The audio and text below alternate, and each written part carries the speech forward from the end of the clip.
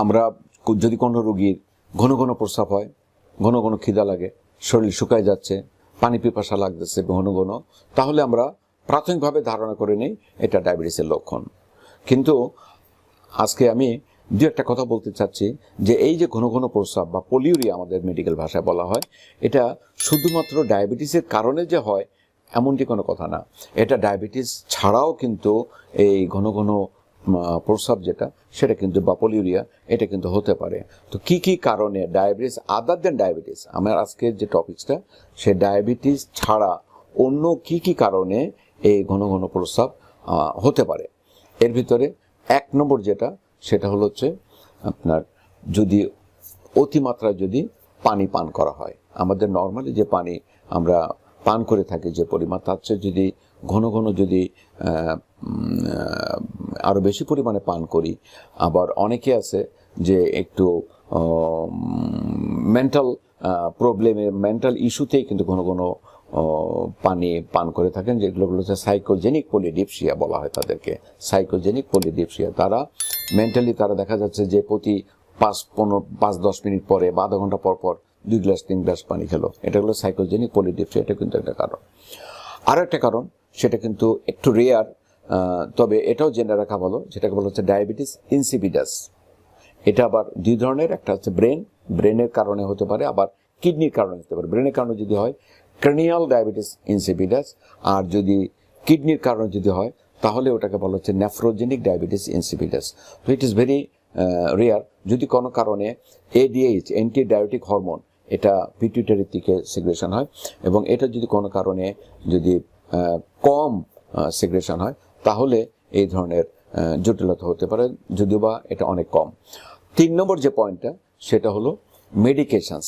কিছু মেডিসিন আছে, যেমন আমরা ডায়াবেটিস জাতীয় ওষুধ আমরা প্রেশারের জন্য আমরা দিয়ে থাকি, আমরা হার্টের অসুখের জন্য দিয়ে থাকি।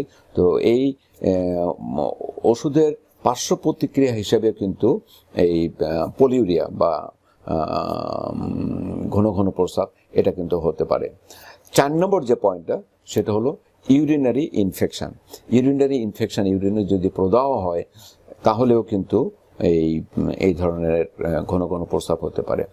নাম্বার 5 কি সেটা হলো 45 এজ বা 50 এজের পরে যদি প্রোস্টেটটা যদি বড় হয়, ইন কেস অফ মেলের কথা বলি, তাহলে অনেক সময় দেখা যায় বেনাইন হাইপারপ্লেসিয়া প্রোস্টেট বলা হয়। এতেও কিন্তু দেখা যায় পেলভিক ফ্লোরে একটা প্রেশার পড়ে এবং ব্লাডের উপরে চাপ পড়ে, এবং এর কারণে কিন্তু ঘন ঘন প্রস্রাব হতে পারে। তাহলে এই যে জিনিসগুলো, এই যে কারণগুলি বললাম, এই কারণগুলি আমাদেরকে সব সময় মাথায় রাখতে হবে যে ডায়াবেটিস দেখা গেল যে ঘন ঘন প্রস্রাব হচ্ছে এবং পরীক্ষা করা হচ্ছে ডায়াবেটিস নাই, কিন্তু তার অন্য অন্য কী কী কারণ হতে পারে।